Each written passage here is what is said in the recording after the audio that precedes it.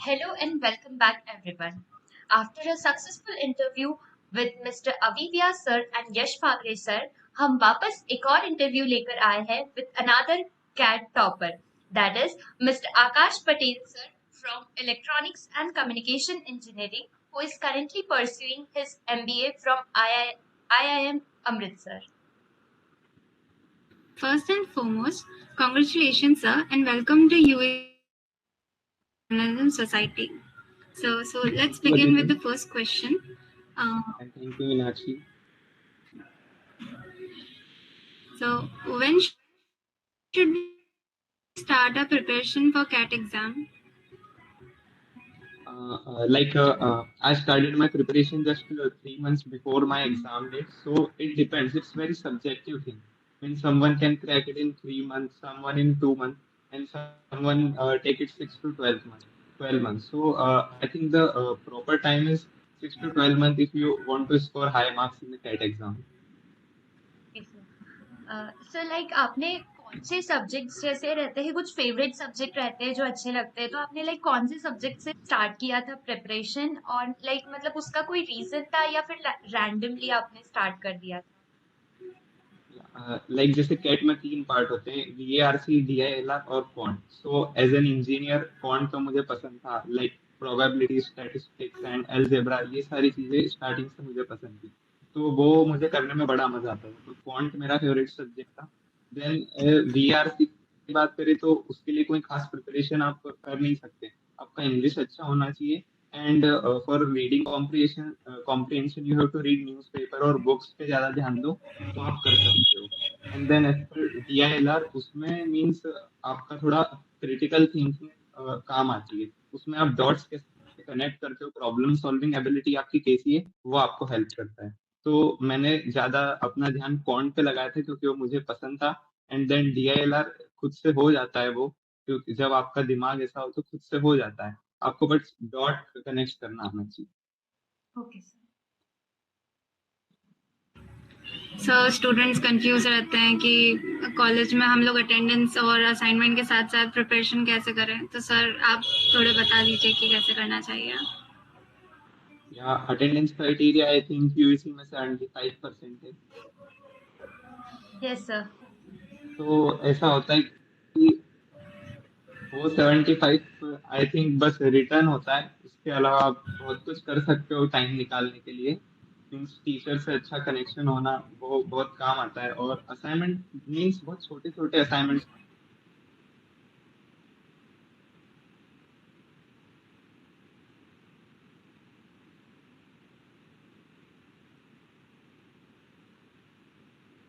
Month is enough for CAT. That's it. So can you elaborate your preparation strategy for verbal, quant and LRDI? तो first हम quant को उठाते हैं. As an engineer बहुत easy होता है quant करना. मैथ्स आपको आता है, स्टैट्स, प्रोबेबिलिटी, अलजेब्रा, ये आप 11th 12th में करते हो, इंजीनियरिंग में भी करते हो, तो क्वांट करना इजी होता है. तो मैंने स्टार्ट किया था क्वांट से. देन मैं VARC पे आया था. उसमें मुझे हेल्प किया न्यूज़पेपर पढ़ना, रोज इंग्लिश न्यूज़पेपर पढ़ना, और कुछ अच्छी जो बुक्स आपको लगती है, चाहे वो नॉवेल्स हो या सेल्फ हेल्प बुक हो, वो पढ़ने से EARC में बहुत मदद हुई. देन DILR का ऐसा है कि वो आप अपने आसपास की चीजों को देख के, ऑब्जर्व करके, डॉट्स कनेक्ट करके, हर चीजों का एक मीनिंग निकाल के, और हर चीजों में क्या कॉमन है, क्या कॉमन डिनोमिनेटर है, वो निकाल के आप प्रिपरेशन कर सकते हो.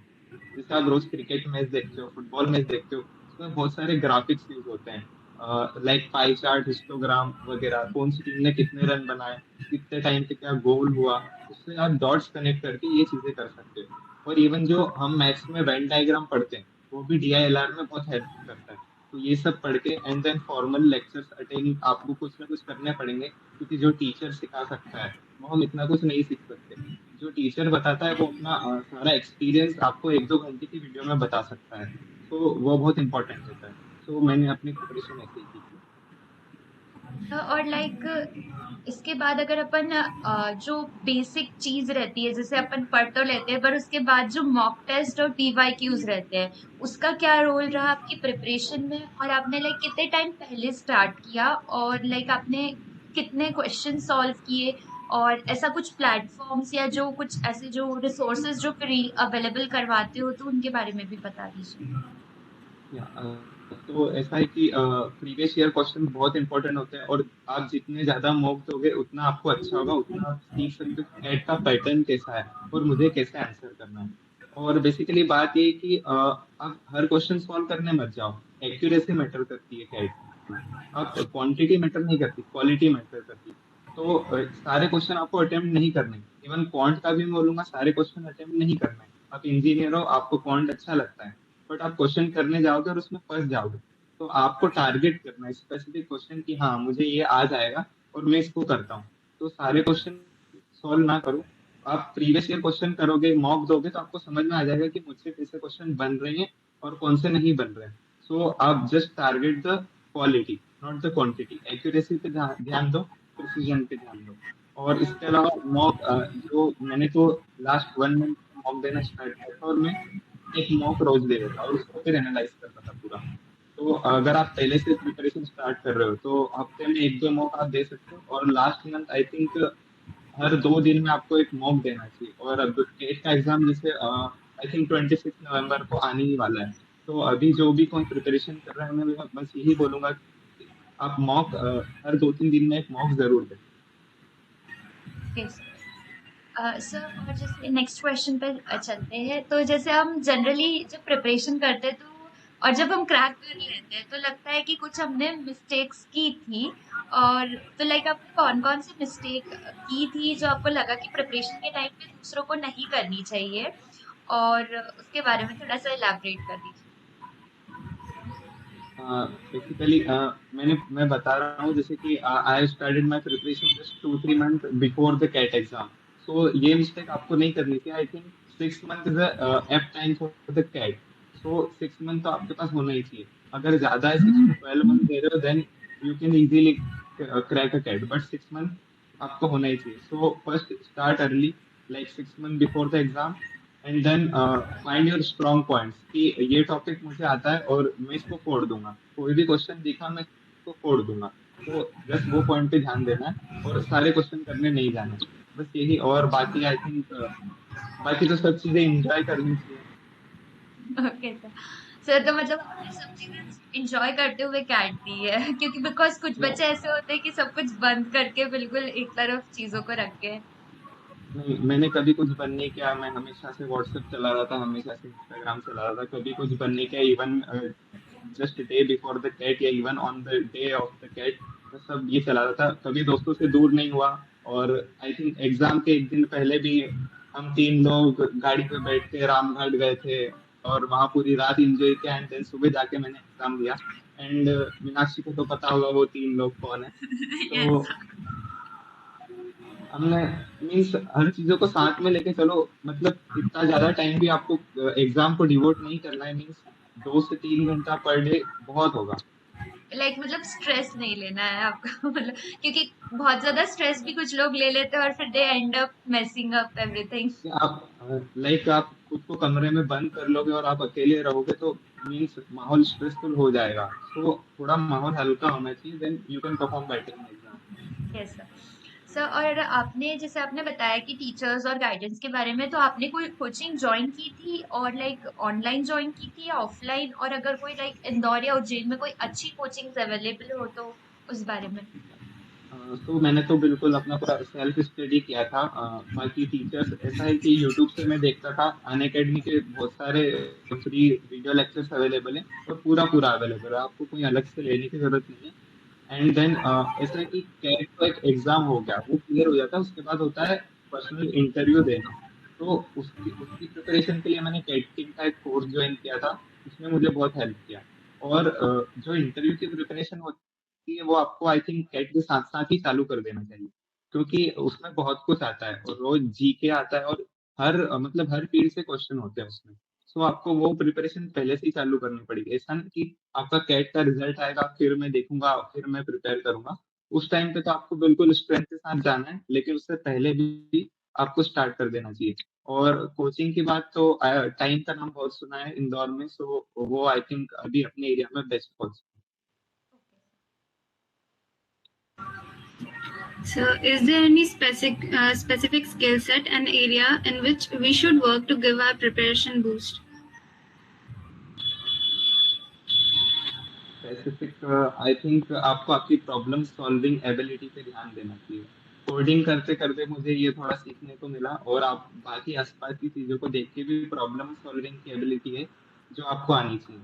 और ऐसा है कि आपको अपनी बात आगे रखना आना चाहिए, मतलब you should be assertive when you are putting forward your point in front of others, ताकि वो समझे, जाने, और उस पे लाइक आपकी बात माने वो।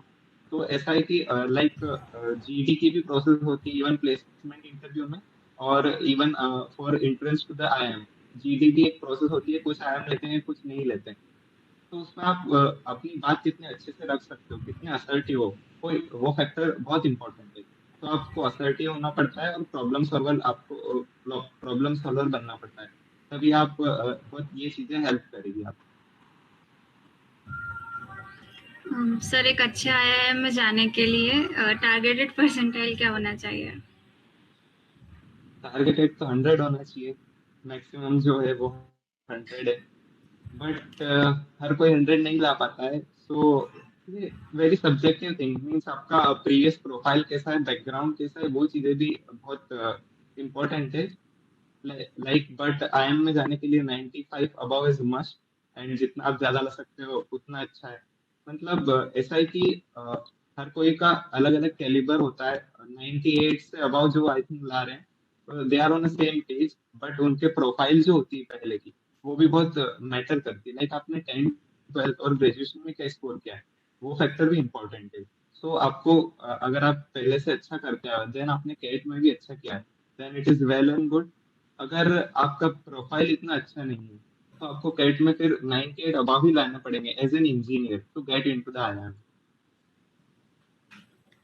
सो एज यू सेड कि प्रोफाइल मैटर करता है आईआईएम में, तो कोई स्पेसिफिक ऐसे इंटर्नशिप्स वगैरह या फिर सर्टिफिकेट है जो मतलब हम कर सकते हैं?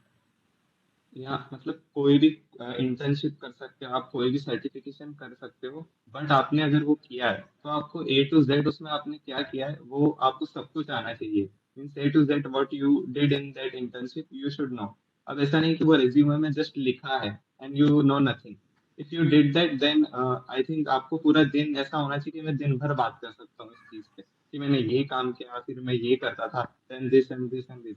इवन अपने यहाँ एको होता है, एंड मैकटेक मीट होता है। सो ये बहुत सारे फेस्ट और इवेंट्स जो होते हैं, इससे भी आप अपने सर्टिफिकेट बना सकते हो। आप कोऑर्डिनेट कर रहे हो, आप सेक्रेटरी हेड हो, कुछ भी हो, and you are doing work on the field. आप स्पॉन्सरशिप ला रहे हो, इवेंट करवा रहे हो, ग्रुप में जाके आप क्रिकेट मैच करवा रहे हो, एको का वॉलीबॉल मैच करवा रहे हो, सारी चीजें, और इवन कंटेंट क्रिएशन, ये इनसे भी आपके सर्टिफिकेट बनेंगे। आप ये जो काम कर रहे हो तो इससे आपको बोलना आना चाहिए कि मैंने ये किया है, ये किया है, देन वो आपका मैटर करेगा। नहीं तो सर्टिफिकेशन से बहुत सारे अवेलेबल होते हैं कि आप रेज्यूमे में डाल तो देते हो, then you know nothing about that, तो वो कोई काम का नहीं। So moving on to our next question, which exam should we target other than CAT so that we can pursue MBA from a good college? Like CAT is the mother of all exam, जो भी MBA entrance लेती है। इसके अलावा भी बहुत सारी exams है, लाइक स्नैप है, जेट है। बट अगर आपको आईएम में जाना है तो आपको कैट ही निकालनी पड़ेगी, और कैट का स्कोर बहुत सारे और अदर कॉलेजेस भी लेते हैं। सो जेट और स्नैप ऐसे एग्जाम्स है जो आप टारगेट कर सकते हो, बट आई थिंक आपका मेन टारगेट कैट होना चाहिए, क्योंकि ये जो आईएम का टैग है ये मैटर करता है। क्योंकि आपके इंस्टीट्यूट के आगे जो इंडियन लिखा आ जाता है, ये आईआईटी हो या आईआईएम हो, तो ये बहुत मैटर करता है। Okay sir. सो लाइक जैसा कि आपने बोला, तो हमने कुछ क्वेश्चन स्टूडेंट्स ने भी पूछे थे। तो जैसा फर्स्ट क्वेश्चन है, how much time should we give to our preparation to score 98 percentile plus? 98 का तो मैं नहीं बता सकता क्योंकि मुझे इतने आए नहीं, ओके सर। लेकिन मैं अच्छा स्कोर करने का और कैट क्रैक करके आईएम में जाने के लिए बता सकता हूँ कि 2 to 3 hours for 3 months, and if you are doing preparation for more than that, means 6 महीने कर रहे हो, देन आपको 2 घंटा is enough for a day, not more than that. Okay sir. So should Hindi medium students go for Hindi medium or should they go for English medium? Like Hindi के लिए जा तो सकते हैं बट लॉन्ग रन में वो help नहीं करेगा। जैसे आप में आ जाओगे उसके बाद भी यहाँ सब medium of language is English only, और कहीं भी इंडस्ट्री में आप जाओगे तो English is the medium to communicate between. So आपको कोई सेंस नहीं बनता कि हिंदी में आप एग्जाम दे रहे हो। आई थिंक यू उनको भी इंग्लिश थोड़ा सीखना चाहिए और इंग्लिश में एग्जाम देना चाहिए। एंड या English is the language so you should go for. Thank you, sir. Sir जैसे लाइक जो इंटरव्यू अगर हम हिंदी मीडियम में लाइक जो इंटरव्यू और जीडी जो कुछ आईआईएम्स देते हैं तो like they take in Hindi medium, जैसे अगर अपन ने हिंदी मीडियम में चूज किया है तो, या दे। नो, आई डोंट थिंक कि वो हिंदी में लेते हैं। I think English is a medium of communication here, और इवन सब चीजें इंग्लिश में होती है। सो आई डोंट थिंक कि हिंदी मीडियम आप एग्जाम दे सकते हो हिंदी में, बट जीडी वगैरह आई थिंक इंग्लिश में होता है। सो और जैसा कि आपने बताया कि आपने सेल्फ स्टडी की, तो लाइक कुछ best sources for self study, and again that one question that how can I score 95 percentile in 3 months? या सो ऐसा है कि डेडिकेशन के साथ आप 2-3 घंटे डिवोट कर पाते हो स्टडी को या नहीं। जैसे एक इंसिडेंट बताता हूँ। असीम सर को आप जानते होंगे, आपके मैकेनिकल मेरे साथ थे। सो हम अगस्त में लास्ट ईयर हम वाराणसी गए थे, हमारा एफकेट का इंटरव्यू था उधर। तो हम दोनों बिल्कुल वहां से थके हारे हार के आ रहे थे, बिल्कुल रिजेक्ट होके। सो उस टाइम हमने हमारी एमएसटी चल रही थी। सो एमएसटी हमारी अगले दिन मॉर्निंग में थी, 10 बजे से 10 साढ़े 10 पे हमारी एमएसटी होती है। सो और हम पहुंचने वाले थे उज्जैन सुबह 9 बजे। तो हमने ऑलरेडी एप्लीकेशन दे चुकी थी कि हम एमएसटी नहीं दे पाएंगे। बट जब हम ट्रेन में आ रहे थे रात को 12-1 बजे में देखता हूँ कि असीम सर आपके जो है वो पढ़ रहे हैं। हमने कहा, क्या कर रहे हैं? हमने दे तो दिया है कि एप्लीकेशन की हम एमएसटी नहीं देंगे। बोले तो क्या हो गया अगर मैं 8 बजे वहाँ उज्जैन पहुंच जाऊंगा और सब लोग एग्जाम दे रहे होंगे कॉलेज में और मैं नहीं दूंगा तो मुझे अच्छा नहीं लगेगा। तो ये ट्रेन में वो बैठ के पढ़ रहे थे असीम सर, तो मुझे देख के अच्छा लगा। उनका डेडिकेशन देख के मुझे सीखने को मिला कि हाँ, मुझे भी एग्जाम देनी चाहिए एमएसटी, नहीं तो मैं वो एमएसटी स्किप करने वाला था। तो फिर मैं भी उनके साथ पढ़ा और हमने मीन्स 1 घंटा पढ़ा होगा, और देन एमएसटी बढ़िया से हमने दी और बहुत अच्छे मार्क्स आए। तो वहां मैंने सीखा कि आप कितना बहुत कम टाइम में पर कैसा डेडिकेशन के साथ आप पढ़ सकते हो, वो फैक्टर इम्पोर्टेंट है। तो कैट की प्रिपरेशन के लिए 2 to 3 hours per day for last 3 month is enough. और इवन ये इससे आप 95 का 98 अबव भी स्कोर कर सकते हो। So next question is, I have average marks in 10th and 12th, so what should be my approach? Like approach बस कैट पे ध्यान दो। लाइक अगर आप 98 अबव ला रहे हो तो सारे जो पुराने फैक्टर है वो थोड़े कहीं ना कहीं कंपनसेट हो जाते हैं। तो just focus on CAT exam and try to score as much as possible. So do you have any advice for going, like who are appearing for CAT 2023 and 2024? Yeah, advice like just study but without stress. Don't take too much stress. Like इस साल नहीं हुआ तो अगले साल होगा। लोग बहुत ड्रॉप करके भी क्लियर करते हैं एग्जाम और आईएम्स में पहुंचते हैं। तो अभी आप कॉलेज में हो तो कॉलेज लाइफ भी इंजॉय करो, उसके साथ साथ अपनी प्रिपरेशन भी इंजॉय करो, क्योंकि ये लाइफ लॉन्ग प्रोसेस है। प्रिपरेशन कभी खत्म नहीं होगी। आपकी कुछ अभी किस चीज की प्रिपरेशन कर रहे हो, आगे किसी और की करनी पड़ेगी। और आईएम में आने के बाद लाइफ इज वेरी डिफरेंट, बहुत हेक्टिक लाइफ है इधर। सो अभी जितना एंजॉय कर सकते हो उतना एंजॉय करो। लाइक लास्ट ईयर में बताऊं, इस टाइम पे मैं संस्कार और पलक के साथ बढ़िया एंजॉय करते थे। हम कॉलेज आते थे, बढ़िया मजे करते थे, कहीं भी घूमना फिरना, रवि भैया के यहाँ जाना, नाना जी के यहाँ जाना, कुछ खा के आना। और इवन टीचर्स भी हमसे ऐसा कुछ नहीं थे, हम पढ़ते थे, टाइम से पढ़ते थे, और बहुत कुछ सिखाया हमें उज्जैन इंजीनियरिंग कॉलेज में। सो जस्ट अभी फोकस करो कि वो प्रोसेस जो आप पढ़ रहे हो, जो भी कर रहे हो, उसको एंजॉय करो जस्ट। तो जैसे कि आपने बोला कि आईआईएम्स का बहुत ज्यादा हेक्टिक शेड्यूल होता है, तो आपका लाइक कैसे वर्क कर रहा है अभी सब कुछ, लाइक गेसों से कैसा अलग है, और वो एकदम से हेक्टिक माहौल में आने के बाद आप कैसे मैनेज कर रहे हैं? लाइक केसू इतना हेक्टिक नहीं था वहाँ, लाइफ बहुत चिल चलती थी, मतलब इतना कोई प्रेशर लाइट नहीं होता रहती था। ना इवन सर, सब कुछ इवन एकदम। प्रोफेसर से बिल्कुल बढ़िया था उधर। यहाँ बट यहाँ आने के बाद पता चला कि अटेंडेंस का कितना इम्पोर्टेंस होता है। Like here we have 80% attendance criteria, और यहाँ पे अगर 80% से कम आपकी अटेंडेंस हुई तो आपका ग्रेड ड्रॉप होता है। Like if you get a grade in any subject and if you have attendance less than 80%, then your grade will drop to the B grade. सो ऐसा होता है। सो आपको अटेंडेंस मेंटेन करनी होती है, और आपको कभी भी असाइनमेंट सबमिट करने हो सकते हैं, इवन रात के 2 बजे, 3 बजे, सुबह 5 बजे। और लाइक यहाँ का स्लीप शेड्यूल तो क्या ही बताऊं, मीन्स कुछ शेड्यूल होता ही नहीं है स्लीप का। तो लाइक मैं बता दूं कि 4 घंटे से ज्यादा तो आप यहाँ सो ही नहीं सकते। उससे कम आप कितना भी सो सकते हो, इवन 0 आवर। मतलब ऐसा भी होता है कि हमने कभी कभी पूरा ऑल नाइटर किया होता है और सुबह जाके क्लास में बैठे होते हैं, बढ़िया सी नींद आ रही होती है क्लास में, बट वहां भी हम सो नहीं सकते। अगर आप सोए भी हो तो वहां पे भी ग्रेड ड्रॉप होने का चांस होता है। तो 4 घंटे से ज्यादा आप सो नहीं सकते। तो इस माहौल में ढलने के स्टार्टिंग में मुझे बहुत अलग लगा, और बहुत तकलीफ हुई, लेकिन धीरे धीरे इवॉल्व होते जाते हैं। आसपास के लोगों को देखते हैं, वो भी कर रहे हैं, हम भी कर रहे हैं, तो चलता जाता है। ओके सर, सो लाइक चीजें बदलती है और आप उन चीजों को लेकर आगे बढ़ते जाते हैं, राइट? या आप कैसे चीजों को अडॉप्ट करते हो, वो बहुत इंपॉर्टेंट है इधर। Okay. So with this we end this interview. Thank you so much Akash sir, और मैं जरूर असीम सर को बताऊंगी कि कैसे उन्होंने आपको मोटिवेट किया। And thank you so much for this amazing session. Thank you Meenakshi, thank you thank you Aditi. Sir. Thank you so much.